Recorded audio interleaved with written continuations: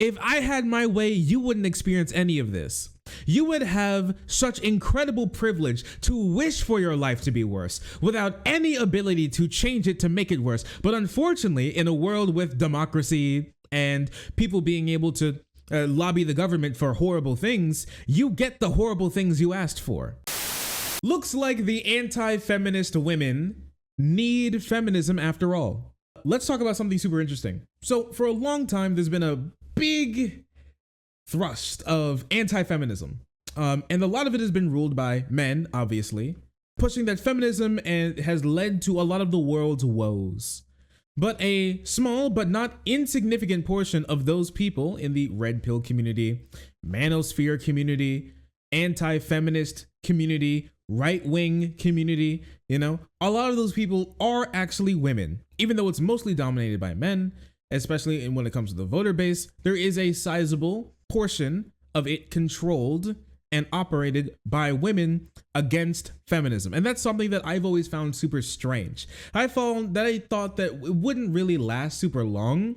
And it's something that wouldn't really last super long in the sort of online way without a lot of strife and problems. The cuck queen, yes, the cuck queen community has been going quite strong for quite some time, but it feels like it's starting to fall apart. And it's starting to fall apart, and it's done it over and over and over again, where it seems like it builds and then collapses, and then builds and collapses on itself. And I think we're reaching another collapsing point like we did in 2017, because Media Matters came out with a really interesting article, and I've been seeing something incredibly wild recently, which is the fact that right-wing anti-feminist influencers, women specifically, are starting to get a little uncomfortable with all the woman hating.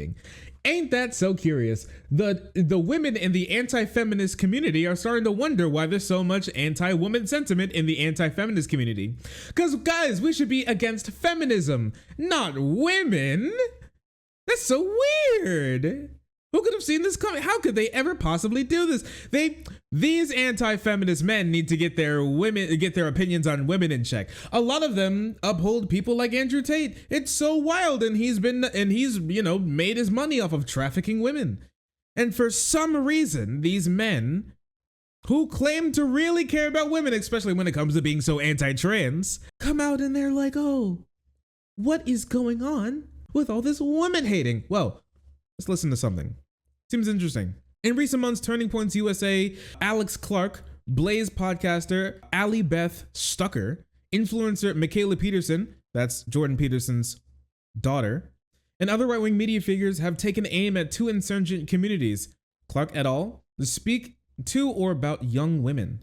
They have claimed that the creators in the so-called Tradwife and manosphere communities are narcissists and grifters, and perhaps worst of all, not even Christian. So this is Clark, who recently went to the Young Women's Summit that's put on by Charlie Kirk and TPUSA. She recently went on there to talk about how young girls need to submit to their husbands and give up on their dreams of like having jobs and careers and being self-sufficient and getting education, and need to do what women are meant to do, which is pump out babies. And that's the only way that they could ever uphold true conservative values or something along those lines.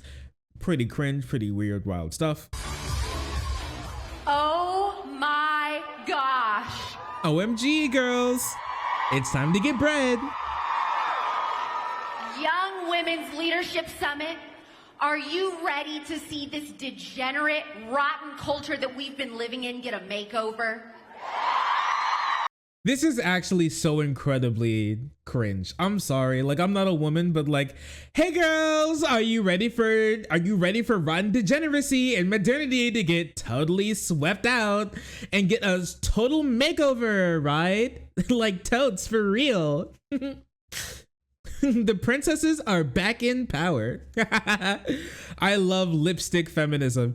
Don't you? She's talking to them like she's at like a school summer camp and they separated the blues and the pinks. Totes for real, no cap. These gays have gotta go. Well, you are in the right place.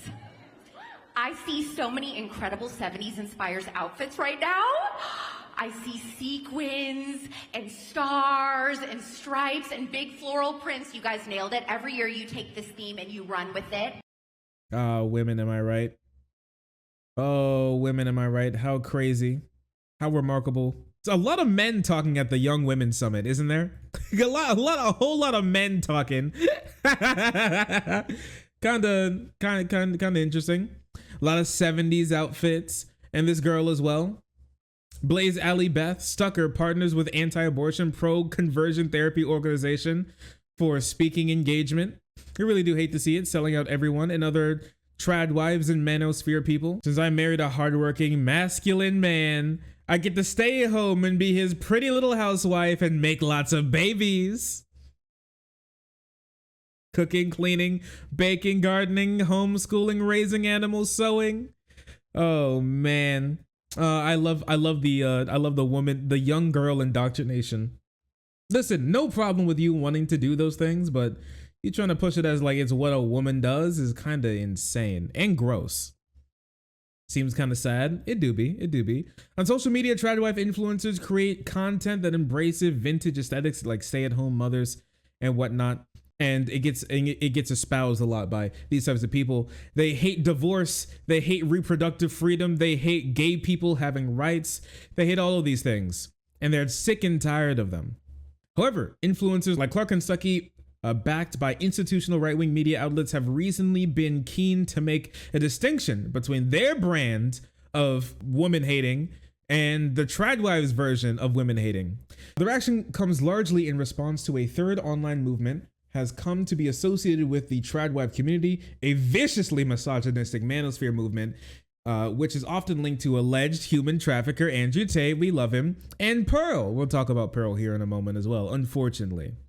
Right-wing media, including Stuckey and Clark, frequently promote traditional gender roles, emphasizing that all women should get married and have children. However, some conservative cultural commentators have eschewed that the fetishization of 1950s and the blatant misogyny that are present in the Tradwife red pill community. Now, Stuckey can't say anything because she was like, oh, I love the 70s look. Oh, not 1950s, but 70s. That's where it was. She even went there. She dressed in the same way and everything. It's just so weird, right? It's almost like they don't have any real beliefs besides getting as much money off of men who also hate women, looking for women to say that they hate women as well, or at least in their view, put women back in their place, right? Supporters of this movement portray it as a solution to the stresses of contemporary life, which is typically blame on feminism. Tradwife influencers promote a lifestyle as an attractive alternative for women who are burned out from the demands of capitalism, conveniently skirting over the risk associated with financial dependence, especially on men. Tradwives claim feminism ruined everything. They're wrong. Capitalism actually did, which is true. Like a lot of the things that they're bringing up about like women being forced to work and not being able to have families and not having the choice to either work at home or do some traditionally feminine roles or things is not because feminism told women that they can have more options than just pumping out babies, but actually it's about how capitalism has made it so hard for us to do anything besides work and eat and sleep and die. There's a big reason why we're in more developed nations that have upholded capitalism, where you have like a rapidly dropping birth rate. And in some areas where they have things that allow people to pursue paths that they like, have a higher birth rate. Maybe not so great and so large, but they still have one. And it's better than in countries that don't, because why in the world would you have kids when you're not sure if you can ever take care of them? Why would you ever work from home if you don't think that you'd be able to actually make it work? You can't buy a home on one income and support like 3 family members. You can't do that anymore. You used to, but you don't. They used to start at $10 an hour back in like 1990s or something at some point in time.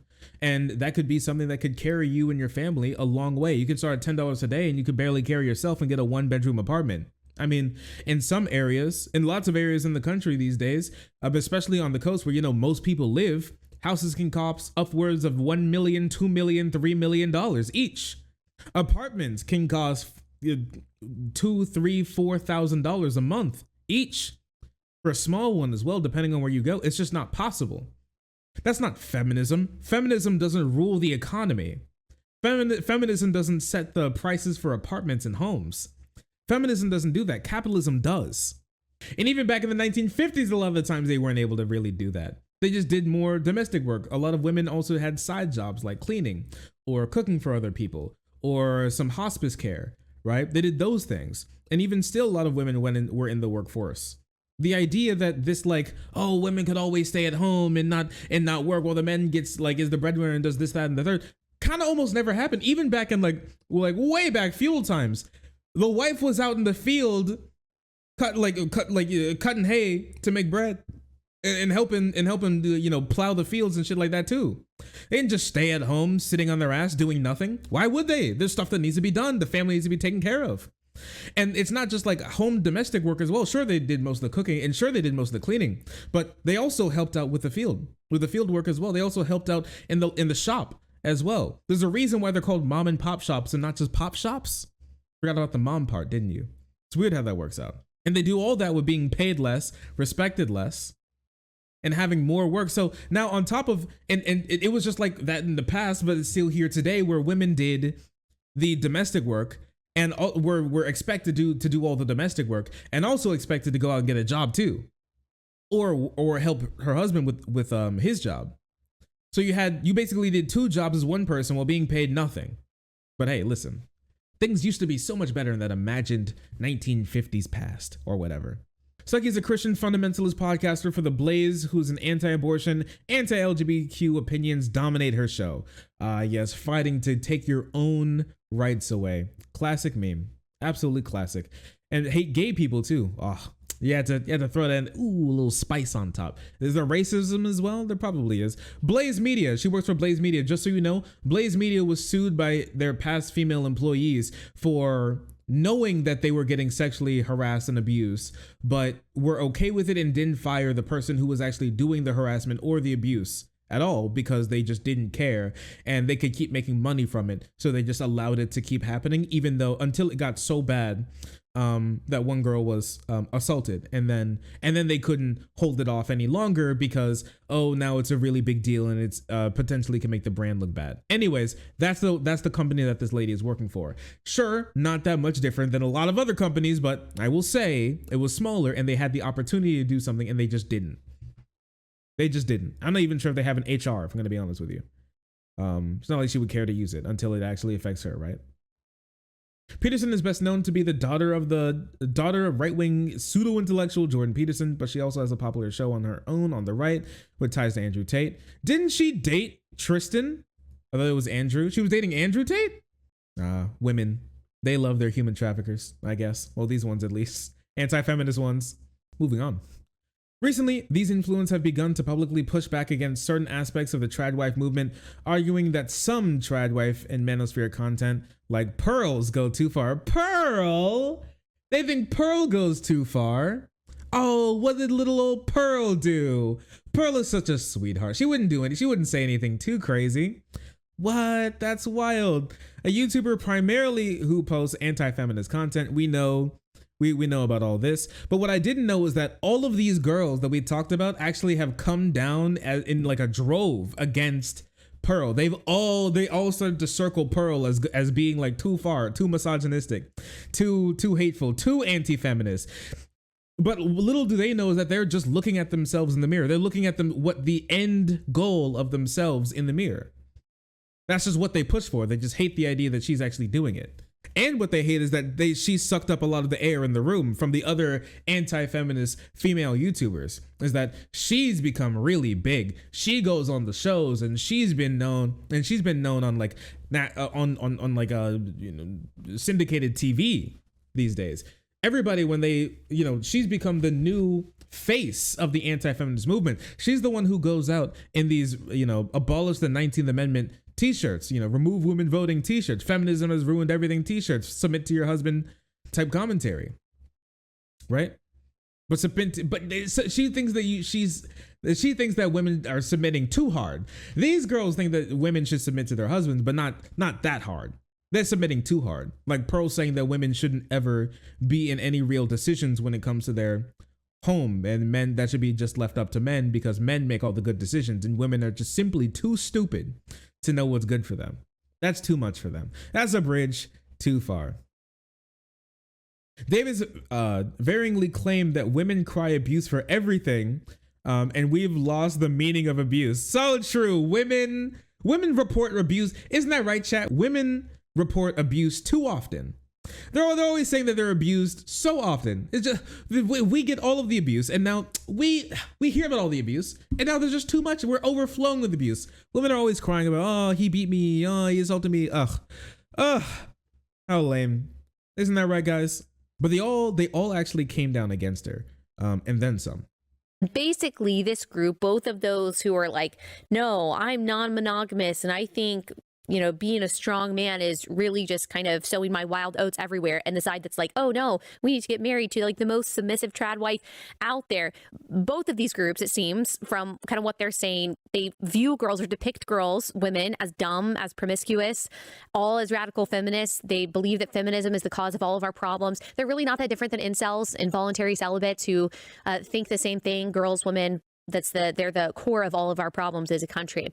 And speaking as someone who knows and has talked about the modern female propensity to be overly self-focused and to be duped by any political narrative that plays upon our feelings to the detriment of our country. The first one was the basis of my first book, the trendy narcissism that I talk about a lot. So yeah, she's great. Yes, women. We're well known to be slaves to our emotions, unlike men who are who know everything that's going on and only think logically, unlike us women. Yeah, sure. So listen, remember, they're really not that far apart from each other. As far as they would like to think that they were, they're really not. Psyche also made an appearance on an episode of Clark's Turning Points USA show, Raw Conversations. Oh man, they're going in Raw, where the two disavowed the Tradwife movement and specifically called out Davis. Clark referenced Pearlie and said, very much speaks to the red pill male crowd, like the kind of airs on the the kind that airs out their grievances for them. And they responded, oh, that's so sweet. Women basically being reduced to the merely decorative, right? It's like your job is to look pretty, stand still, have everything perfect. You're like this nice little backdrop. And women were made to work. I mean, that's one of the things I think the feminists got right and then, you know, screwed up as they tried to fix it. But I think that the 50s were trying to keep women contained in this small, you know, kind of like a little veneer on something. You know, you have this culture that it was reeling, honestly, from the wars and everything. And then it's like, we just put this nice little sticker over it. And I think that's kind of what the women's roles were like in the 50s. And so then there was this huge, like, it's being a housewife that's the problem. So now we're going to go out and sit in a cubicle and that will make all of our dreams come true. You know, like I think the feminists might have correctly identified a problem, but really misidentified what would fix it. And man, it's almost like what your problem is capitalism and making you think that that work sets you free when actually it's just another new shiny cage. It's wild how that works out. It's almost like it's not the feminists who did that, and they just said women should have the option to work, even though they always would, really. And it's more like capitalism that said women now are forced to work because we all have to be forced to work to live in this world. Wild. Peterson criticized her father for amplifying tweets from Davis, calling her a resentful woman who hates other women. She also responded directly to Davis. So here's a little interaction as well that I found was so interesting. Pearlie was like, the same women that say I hate women call me autistic, attack my looks, and flat out lie about what I talk about. Shame, insult, guilt, and the need to be right. Oh man, they're having a misogyny off. And that's just what it is. It's true. She's kind of right that attacking her for her looks, her weight, her height, her marital status, all of these types of things. It is misogynist. It's rooted in misogyny. Attacking her for those things that she's not up to what a woman should be or should look like or should think like. That is misogyny at the end of the day. She's right. She's just doing misogyny as well, and worse than them in a lot of instances. So like it's hard for me to really take her side here, but it looks like they're honestly just having a misogyny off with each other, and all wondering why women keep wanting to actually like feminism. And it's not like they're just stupid and emotional, even though that's exactly what Pearl's just saying. She's just saying the quiet part out loud, that they're too stupid and easily manipulated, and that's why they love feminism and whatnot, and they don't see the truth like these girls. They're the real women lovers who hate feminism and know where women should be, and they should be in their place, and they should submit, but not too much, and they should follow, but not too bad, and they should stay out of the workforce, but not completely, and they should pump out kids, but not too many. Pearl takes it too far. She takes it too far.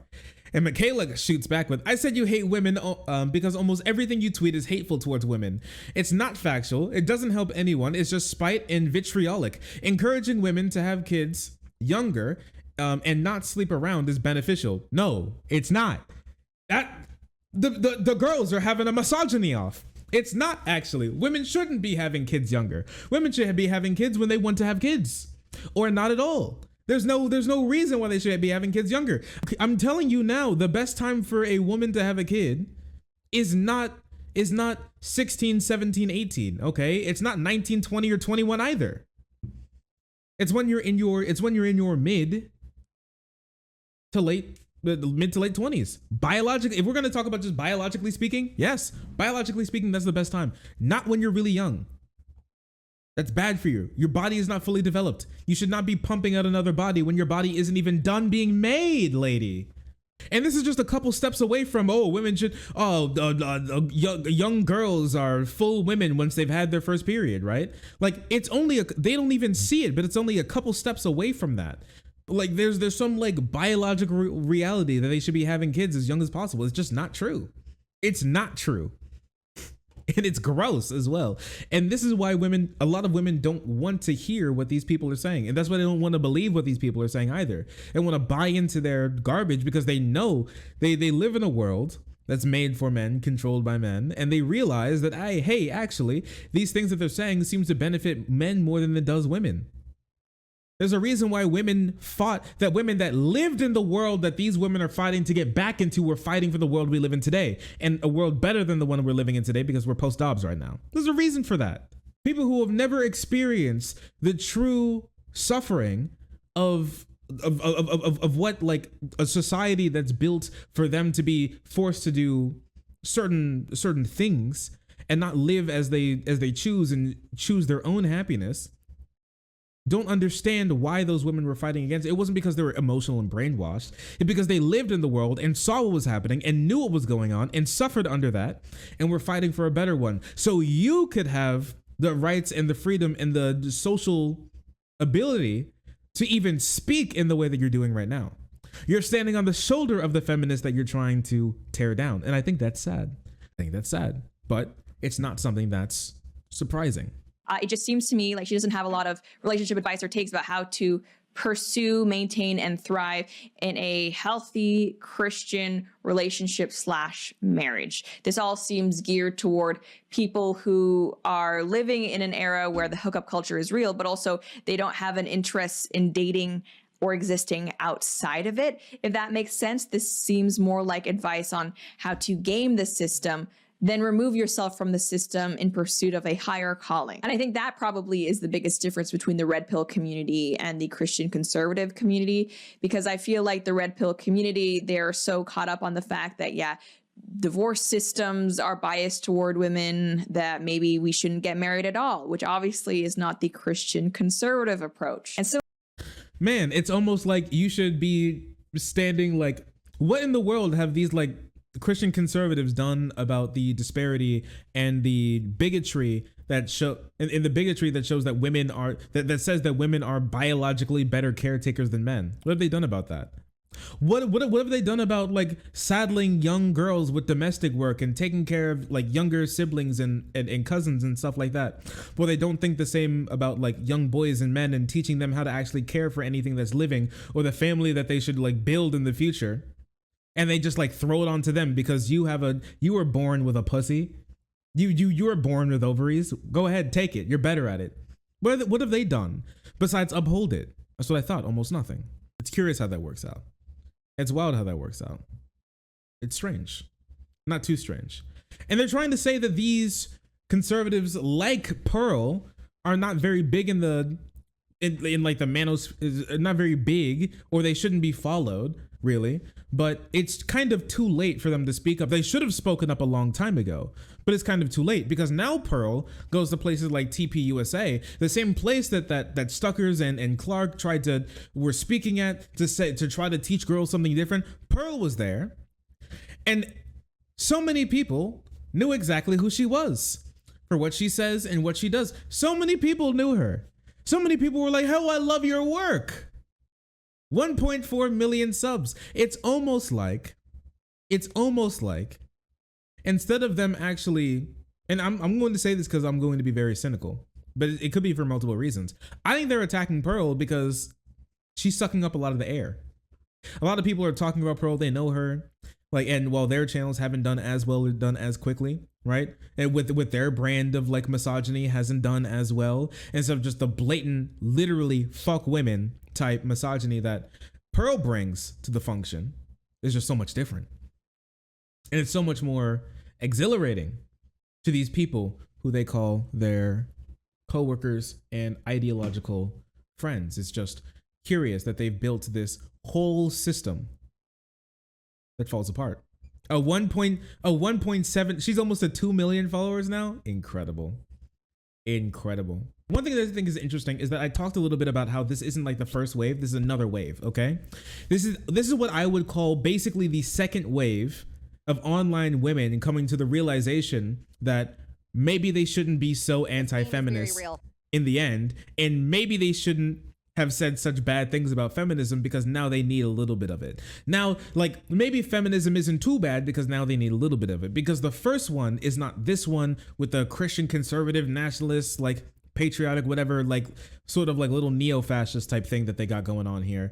The Trumpian fascist wing, the Trumpian fascist sort of like push that they're doing now. It was the alt-right and neo-Nazis back in the day, back during like 2017, a couple years ago. That was the first bust. And a tweet kind of reminded me of that not too long ago, and it was incredibly interesting. And you can take a look at this here. I'll cut off the name just because even though they are a horrible person, I don't need them to get dunked on. I don't need them to get any more clout from me either. They tweeted this: "There's no explicitly right-wing space for women. Right-wing men will always side with gays and sex traffickers and globalist men before they ever side with a white woman. Oh no, the plight of the white girl.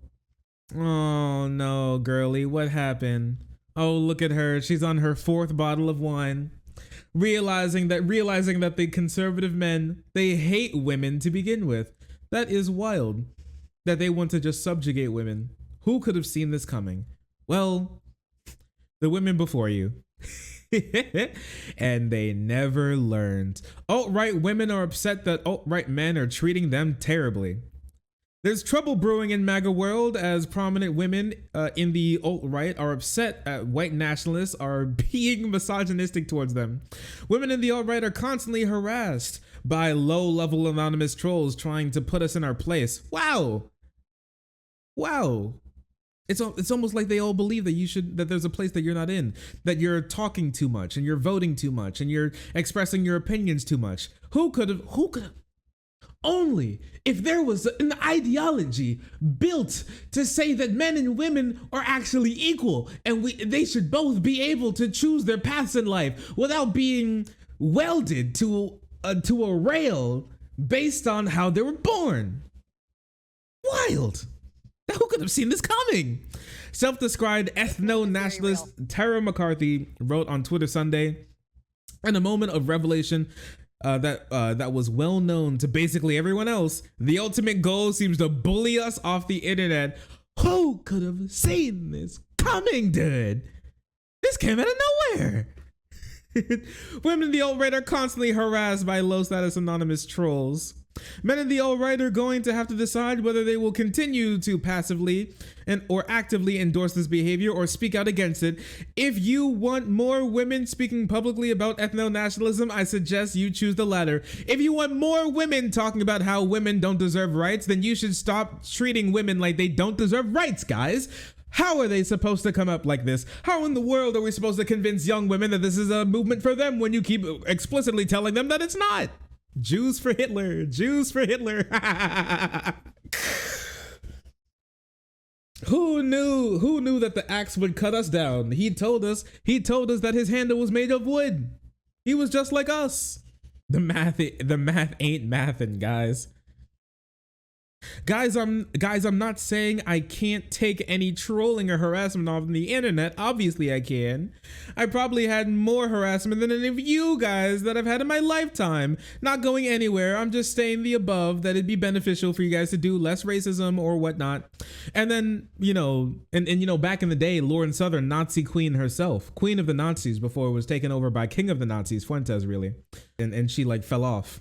Made this video a while ago, Why I'm Not Married, where she basically said that she doesn't like the idea of she thinks that right-wing men are super misogynistic and are pretty mean to women, and so she hasn't found one that she feels comfortable with. And on top of that, she doesn't like the idea that all of these right-wing men keep telling her that she needs to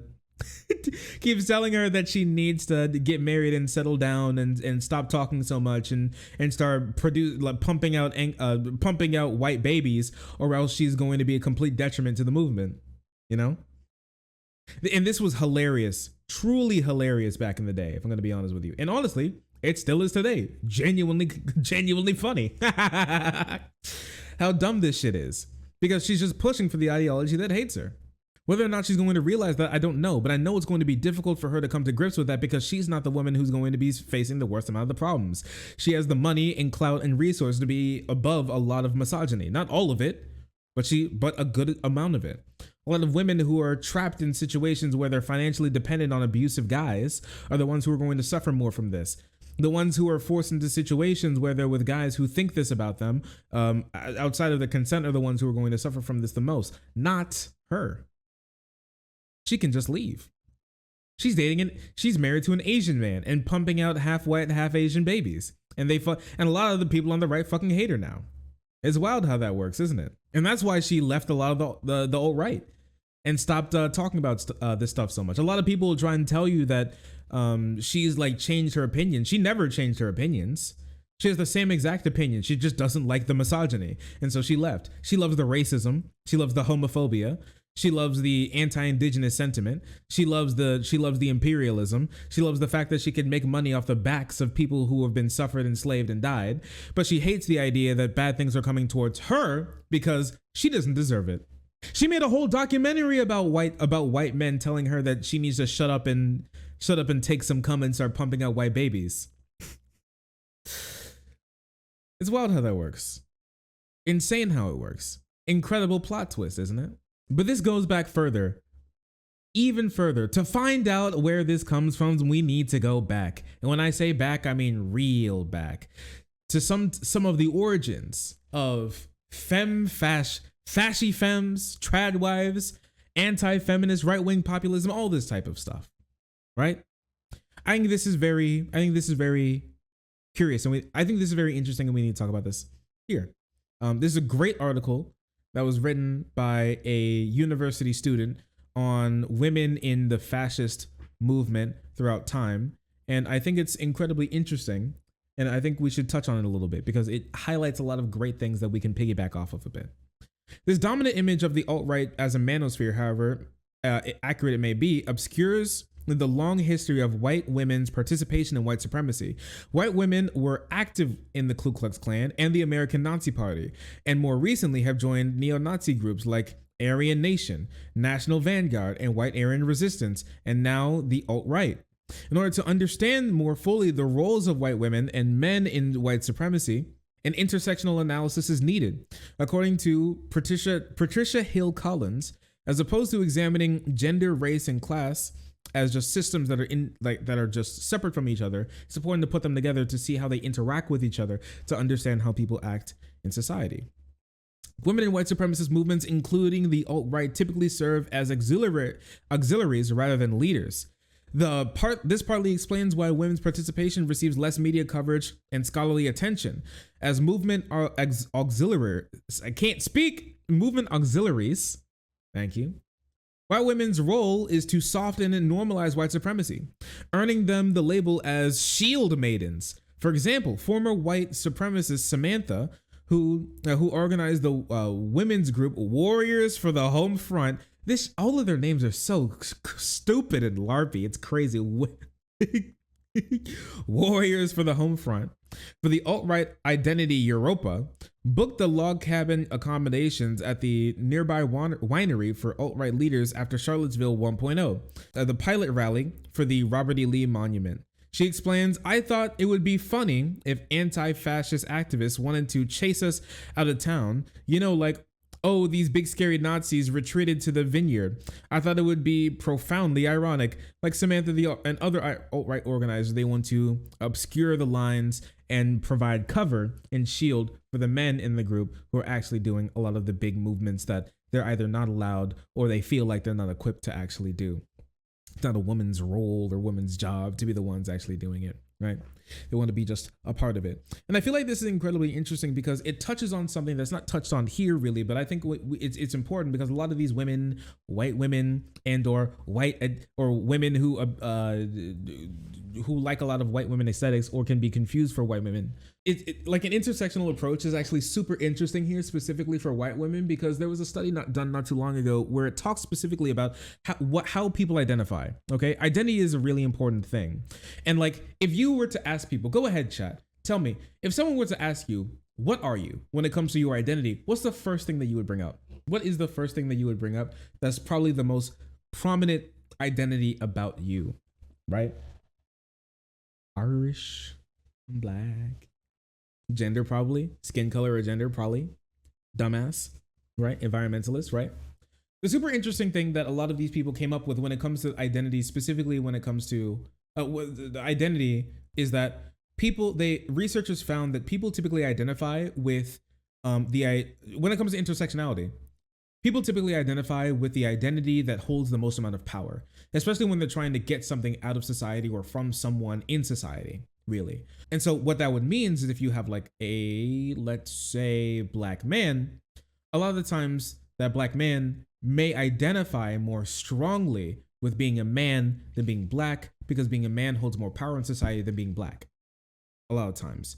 Now it can be mixed together and it can be very close and it can change depending on what's happening. But a lot of the times they will identify with the more dominant or more powerful role that they have for what they have going on. All right. To get something, to lift themselves up in society. They reach for the highest rung. Okay. And so bringing this back to what we're talking about when it comes to white women, if that was true, then what identity do you think that those women would identify with more? And when it comes down to it, what researchers have found is that instead of them identifying more strongly as women, a lot of the times they identify more strongly as white. And so it kind of pieces together a little bit why a lot of these women, especially a lot of white women, maybe have a higher likelihood of being more conservative than like non-white POC immigrant women, more likely than not, because that is what gives them way more power, and they have the ability to do more with that identity than they do usually as women. Now, they can love the fact that they're women, and they could even like still identify very strongly with the fact that they're women, but that doesn't change the fact that if they had the option to, they're going to identify with the white part more than the woman part, which is why they go along with these instances. And so even if it's like kind of close, that's what they hop onto. What about Candace Owens? Well, I mean, it would still be her identifying with the biggest identity group, with the most powerful identity group that she would have, right? And so that would be Rich, which has very similar goals in America as white in many instances, especially when it comes to being rich and white, right? Rich works too. Yep. She identifies as white. Let's be real. No. As funny as it is, no, she doesn't. But she does identify as rich, right? And as like an American, but the conservative idea of American, right? Rich conservative woman. Yep. That's how I believe she would identify mostly. unadjacent, maybe. Rich conservative woman is how I think she would identify, more likely than anything else. She does identify as black, yes, and a woman, yes, but not as strongly, right?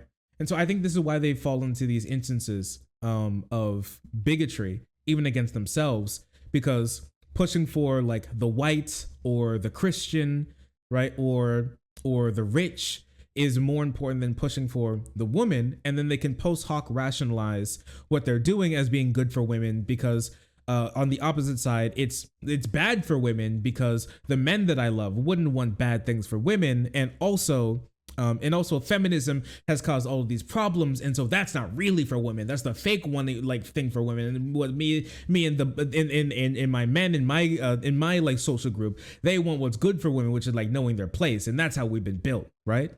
And that's how it's easy, and that's how it's easy for them to do these types of things and fall into these types of bigotry. It's the same when it comes to other minority groups that fall into like white supremacy as well. The idea that things were going to be good on the other side and what's going on right now is bad. And like maybe it's just keeping to ourselves is going to lead to better things, right? Happens a lot.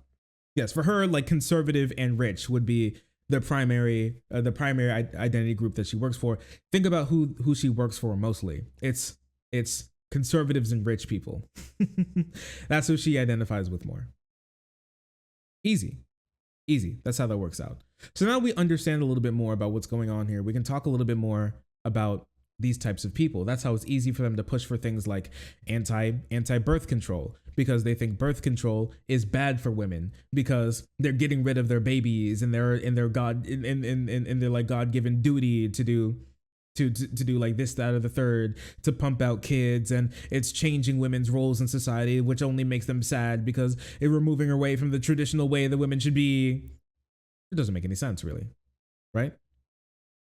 There are other right-wing organizations coming out. You don't have to be a trad wife to fight the culture war. We'll talk more about Tradwives specifically in a future segi, but at the moment, this is kind of where I want to leave it there. There's a massive fight between the Christian nationalist neo-fascists and the trad wife neo-fascists, even though by having a misogyny off to see who's more misogynistic, right? Well, how a lot of that stuff works, and bringing this out from the theoretical, conceptual, more into like the real world type on the ground situation that I've seen personally, and that you guys may not be knowing of, that are either funny, sad, or insane. We can talk about some things that I picked up on to show you what I mean when we talk about these types of issues, to kind of put some faces to some of these names a little bit more and some of these things. One thing that I found really funny was this: Kathleen Stock. Kathleen Stock is a big British TERF, anti-trans person whose big thing is hating trans people in like loving biological reality, and how that should trump everything and be more important than everything. But after a little while, and she's a big writer as well in the Unheard website. But after pushing for biology trumping the human that the biology is tied to, she realized that there's a little flaw in her ideology because she is a woman and also gay, which leads to some problems when it comes to a society that's built specifically off of the idea of a conservative interpretation of biology and how it should be enforced in society. So what happened is that through her pushing of biological reality trumping everything else, a new bill came down in England that said that gay parents are not able to both be on their child's birth certificate. Basically meaning that if there is a gay couple and like the two wives or the two husbands are both on the birth certificate, only the biological one is on the birth certificate, and the sperm or egg donor or like surrogate mom is going to be on the birth certificate as well, leaving one parent completely out of the baby's life if things go south, and without any rights whatsoever when it comes to the kid's future, and not having almost any sway in the court when it comes to demanding time with the child at all. And then when that happened, when that came down, when that was talked about, this woman specifically wrote an article titled Lesbian Mothers Should Be on Birth Certificates. Sometimes biological reality isn't everything. You dumb motherfucker. You absolute troglodyte, baby brain fucking cretin, you disgusting monster, you little sniveling goblin coward, you piece of shit, I hate you more than anything else. You knew that this was coming. You let the leopards out. You just thought that they weren't going to eat your face too. You deserve every bit of this. If I had my way, you wouldn't experience any of this.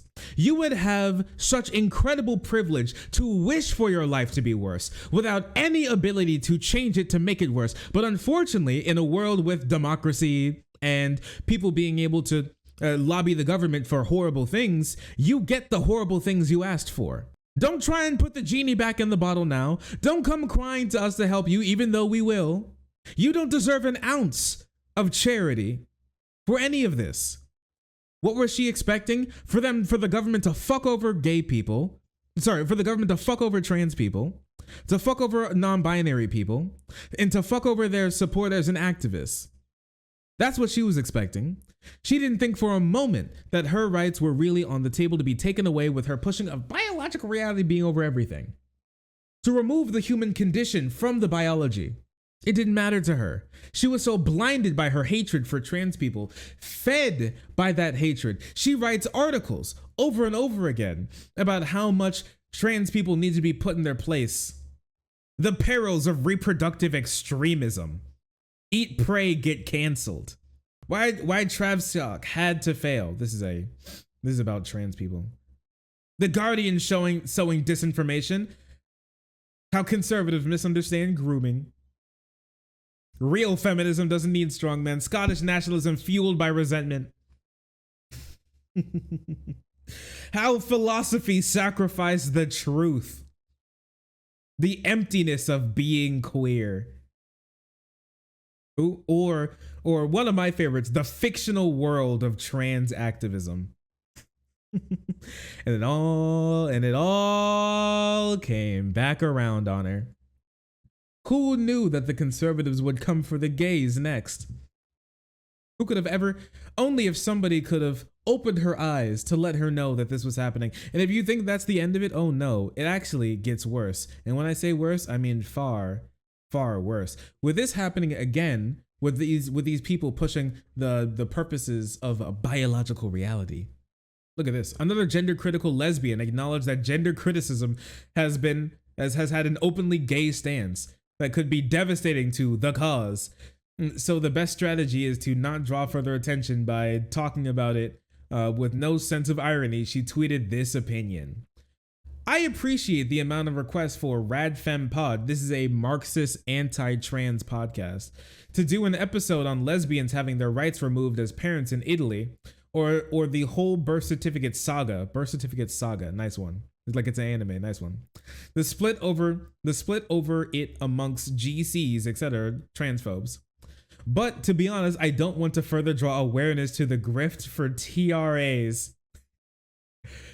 Sure, I could talk about literal human beings' rights being taken away, but talking about it is just going to give ammo to trans rights activists to tell people that we've been wrong the whole time. So instead of fighting for my rights, I'd rather just be silent because realizing that my movement has been wrong the whole time is going to put ammo in the hands of trans people who want rights.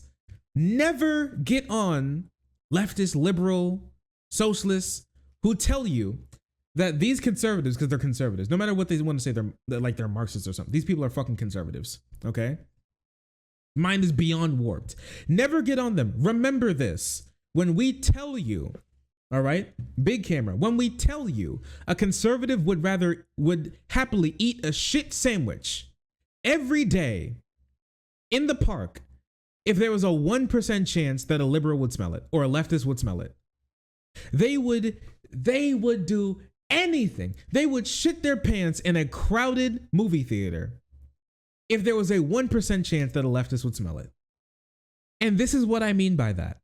They would happily just sit idly by, silent as their rights would be taken away, because they think that saying something would be putting too much ammo into the hands of people who they hate more than the people taking away their rights. Riddle me that. That's crazy. Such an openly anti-gay rights stance in the GC movement is potentially devastating to its cause. Talking about it publicly helps that possibility grow. I'd rather just be silent about my rights being taken away than actively do something about it. And her partner on the Transphobe pod had this to say. Okay, well, I give it 5 years before self-ID passes. GC transphobes have completely lost the claim to being concerned about women's rights. Never have been, dumbass! Never have been! You never had it! You literally only hate trans people. You only care about women insofar as you can hate a trans person. You only throw misogyny as far as you know that misogyny as far as you can see a trans person, so you can hit them upside the head with the hope that it'll give them a concussion, and they'll split their cranium on the pavement as it falls.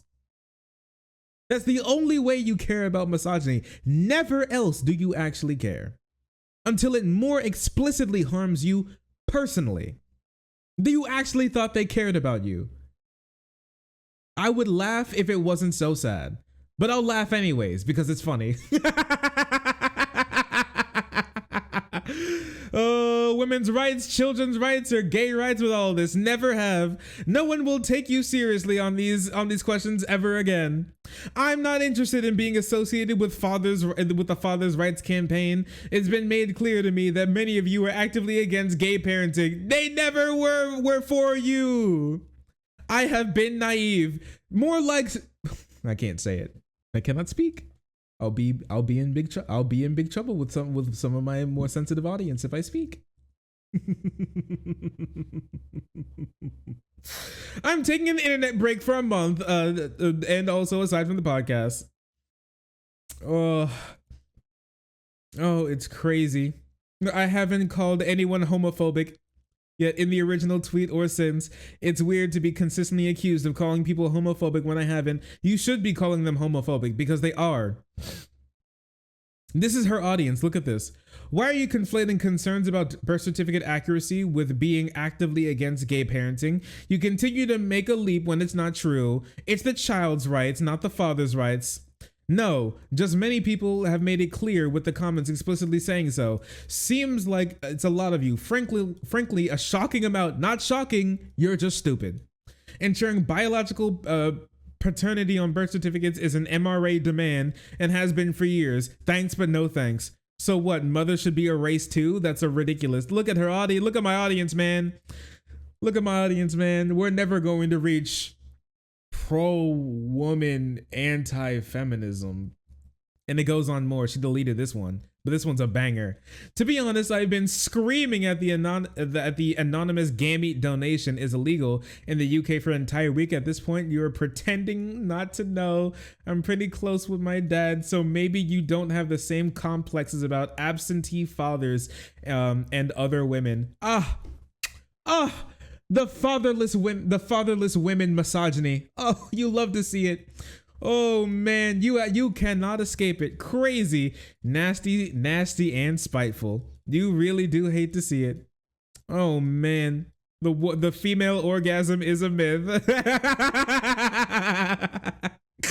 Oh man, welcome everyone to anti-trans misogyny. It's almost like transphobia it's almost like transphobia, especially trans woman phobia is an offshoot of anti-feminism and misogyny that these people just do not want to ever open their eyes to. And if you think that's bad, don't worry, it gets worse. Like this woman who worsened her breast cancer because she imagined that a trans person was working on her chemotherapy, so she stopped her chemotherapy and told the hospital that she needs to only get care from people with ovaries, or else she'll sue.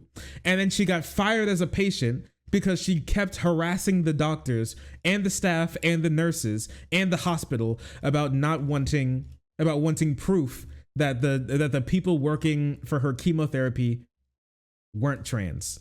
It's cancer treatment. Teresa Steele developed an abscess after delays to operation following requests for only biological women to provide her with intimate care. Now that's just wild, ain't it? That's just wild, ain't it? Cool. Then die. True. Then die. Honestly, then die. She got fired as a patient, and then they took it. She got fired as a patient, and she like went to another place. Right? She imagined that there was a trans person that walked into her room once, and she decided that it would be better to just die, to almost die of of breast cancer, than to actually get healthcare from trans people who can see her when she's getting healthcare. And so, yes, you can actually be fired as a patient. Like a doctor's office can kick you out as a patient. Yes, they can remove you, which is incredible. And then this story got picked up by Libs of TikTok, right? Which is another woman. An internal employee memo. OHSU blamed Libs of TikTok after being exposed for denying women's cancer treatment over her gender critical views. Just so you know, the gender critical views was her to get like confirmation that all of the nurses and doctors that work on her care were had pussies. Weird stuff, ain't it? And pussies that they were born with too. Okay, weird stuff, ain't it? And then this gave the doctor's office the Libs of TikTok classic, because right after she did this, can you guess it? Can you guess what happened? Oh, I think I heard somebody say it. That's right, a bomb threat. Right after Libs of TikTok shouted out this lady, a bomb threat at the hospital right there. Crazy. Bomb threat shuts down OHSU clinic after anti-trans information posted online. They treat cancer patients. How could it be? How could it be? That's crazy. Wherever Libs of TikTok goes, bomb threats follow. It's wild how that works out. Who could have seen this coming? And I think that we can end off here as the with the two queen turfs themselves, Posey Parker and J.K. Rowling. British again. Really hate to see it. However, how could it be? Really weird. Really strange how that keeps happening. That's so weird. Wild, ain't it? Oh man, wow. Who could have seen that coming? Well, anybody with eyes, who has them open at least. Anything but those two, please. Hate to say it, but it's true. It's true. Posey. Nazi feminist extraordinaire. You know her, you hate her. It's Posey. Like, this lady is just genuinely off the deep end. Last time we talked about Posey, she was busy holding Nazi rallies and tried to drum up sympathy for her anti-trans, pro-Nazi stances and like her Nazi-based feminism after getting kicked out of New Zealand. Who? Massive gigaturf. Not just a normal turf, gigaturf. She has devoted her entire life to hating trans people, specifically. That's it. You may remember when you see her face, right? She's the lady who got like tomato soup poured on her and she called it like an attempt at femicide. Yeah, this is the boss level turf. Okay, you know, like boss salmonids and salmon run. This is like the boss turfinid, boss turfoid. Okay, trans women look nothing like their photos. Nothing like their photos. They all use filters to look like angels. Now, I have no opinion on her physical appearance, but I will say the thing that gets me here, honestly, is that also look at this shit. Look at this. This is crazy to me. Girl's out of her fucking mind. It's just like, it's crazy, dude. She's out of her fucking mind, dude. Adult human female. Imagine, look at the woman cave. Look at the ovary cave that she's got going on. The Vosh reply. Holy shit. She might as well be screaming through an emoji filter. Now, Vosh has opinions on her physical appearance. I don't, okay? Personally, I don't. I will say though that it's incredible how she has a little show now. I didn't know that she had a woman Shihaka show.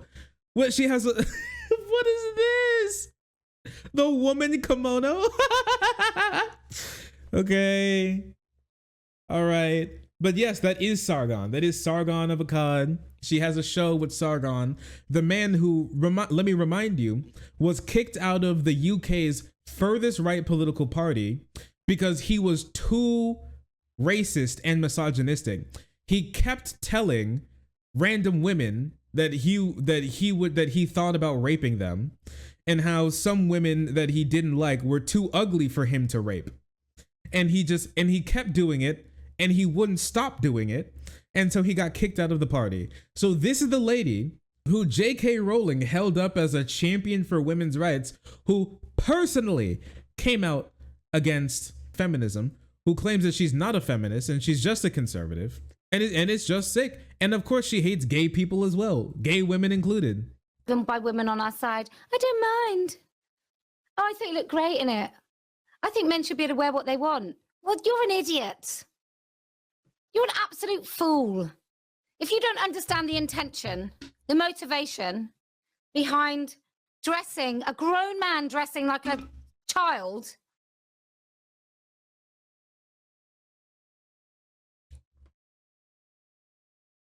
Then I don't know what to say to you. This whole rant is about Minnie Mouse. But perhaps you're the reason we're in the mess we're in. Your little ushering in. I'm so tolerant. Oh God, I'm such a nice person. I'm so tolerant. Like, I would just, Why does dressing like a woman equal child? Because like women are just like the child version of men. They're just like children, They're dumb. They got the woman brain, which is very close to the child brain, right? If a man wants to wear whatever he wants, he can just dress however he wants. Gender non-conforming men, aren't they just so great?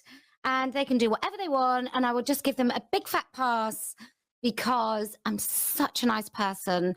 So when they do dress as sexualized little versions of little girls. He was dressed as Minnie Mouse. And then on this too. That's where we are, aren't we? I think that's where we are. I think I object to drag. I think that means that I don't like drag.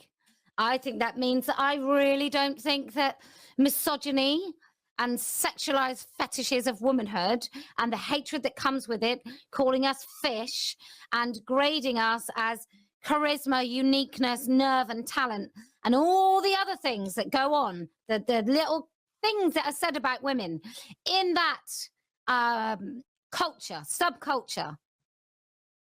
I don't like it. It's about misogyny. I don't care what sexuality the men are that are doing it. They all happen to be, majority of them happen to be homosexual. Does that mean if I oppose drag, that it's homophobic? Well, in the way you're doing it, yes. Just so you know, this is what she's having a rant about. This little gay boy having a little gay little time, having fun being gay and little, and dressing like Minnie Mouse. Apparently this is...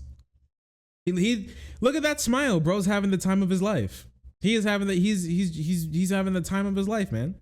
It is a good cosplay. It is, genuinely. Let the boy live his life. He's chilling. He's literally chilling. This is the lady, just so you know, that J.K. Rowling holds up as like a champion for women's rights. Yeah, J.K. Rowling was doing cover work for her. Fucking insane. And going back in time, all right, going back in time a little bit, I'd like to talk a little bit about the Walsh versus the other woman transphobes back in the day, right? So Matt Walsh got into a little kerfuffle with like gender critical transphobe women online. And I would like to talk a little bit about that because it's crazy. It's crazy. Sorry, but women who publicly renounce the definition of woman for fear of mean comments from trans activists all deserve scorn. All deserve the scorn that they get. And then, so this was about, okay, back off, you will receive less backlash. And simply because you are male, stop trying to go easy. This is about a woman who's like, yeah, I don't like rape threats, death threats, harassment, all that type of stuff. When you come out about these types of things and you speak your mind as a woman, and then Matt Walsh is literally like, yeah, rape threats are bad, but you kind of deserve it for not wanting to kill all trans people. And it's just, This meme is very real. oh, what are we gonna do? Oh, these people need to be destroyed, man. Oh, never get on like a leftist or Libby for coming out with very strong language about conservatives, okay? This is who these people are. This is what they do. Endless death and assault threats, and loss of livelihood, employers, targeted harassment, all these type of stuffs are not mean comments. If you don't get that yet, that what happens to women when they stand up on this issue, then back off. Bro responded, all those things have happened to me in the last month. He's like, shut up, woman. Does this woman even know what I go through as a man online? I'm white, conservative, Christian, neo-fascist, theocratic fascist. You know what I go through? Know your place, woman.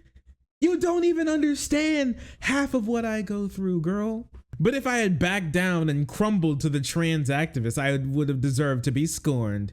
And your film did a good job. And then she goes on to suck his dick. While he, mind you, this guy just said that like there is usefulness to rape threats for women online. And she starts the next comment by praising him.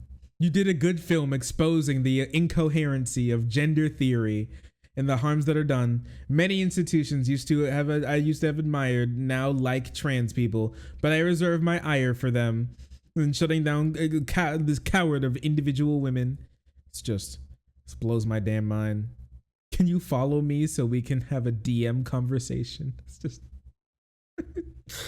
and a lot of gender critical, a lot of turf ass women are kind of like back and forth on Walsh because they love that he hates trans people, but they hate that he is like really misogynistic. And so they're kind of at like a loss here, and a lot of them have just kind of checked out and they don't know what to do anymore. The movement is kind of getting dispersed amongst them, mostly because a lot of them are gay, and a lot of them are homophobic. A lot of them are evil. Most of them are simply just evil human beings. And this is where we are at the moment. And that's what's going on with the fasci femmes. I think there's going to be another resurgence. They're going to come back and die down again, as they always do. Thankfully, women as a whole are trending further and further left, and men as a whole are kind of staying the same, but there are lots of factions that are moving further left as well that are important for that. And that's important to give these women, all of these hateful, nasty, evil, fascist, misogynistic, chauvinist women, the rights that they deserve. Because at the end of the day, as we say, when the revolution comes, my enemies will not only get the wall, they'll get 3 more, and a clean roof and ceiling. They'll get clean water and free healthcare and food. They'll get free childcare.